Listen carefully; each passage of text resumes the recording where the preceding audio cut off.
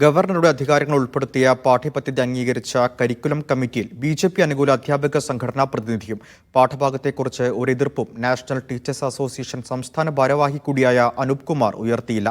Governor സർക്കാർ തർക്കത്തിനിടെയാണ് വിദ്യാഭ്യാസ വകുപ്പ് ഗവർണറുടെ അധികാരങ്ങൾ പാഠ്യപദ്ധതിയിൽ ഉൾപ്പെടുത്തിയത്. ഗവർണറുടെ അധികാരങ്ങൾ സംബന്ധിച്ച് സർക്കാർ ഗവർണർ പോര് ശക്തമാകുന്നതിനിടെയാണ് വിഷയം പാഠ്യപദ്ധതിയിൽ ഉൾപ്പെടുത്താൻ സർക്കാർ തീരുമാനിച്ചത്.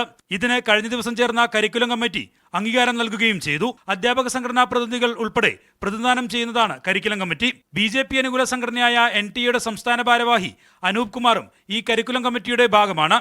എന്നാൽ പാഠഭാഗത്തെക്കുറിച്ച് ഒരെതിർപ്പും ബി.ജെ.പി. പ്രതിനിധി ഉയർത്തിയില്ല.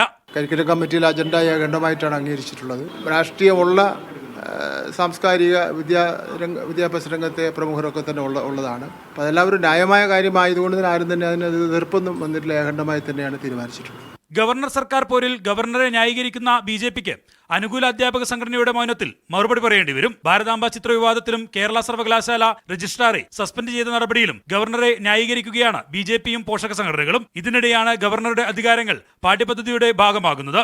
കരിക്കുലം കമ്മിറ്റിയിൽ അനുകൂല നിലപാടെടുത്ത സാഹചര്യത്തിൽ ഇതിനെ ഇനി എങ്ങനെ പ്രതിരോധിക്കുമെന്നറിയാത്ത പ്രതിസന്ധിയിലാണ് ബി.ജെ.പി. നേതൃത്വവും.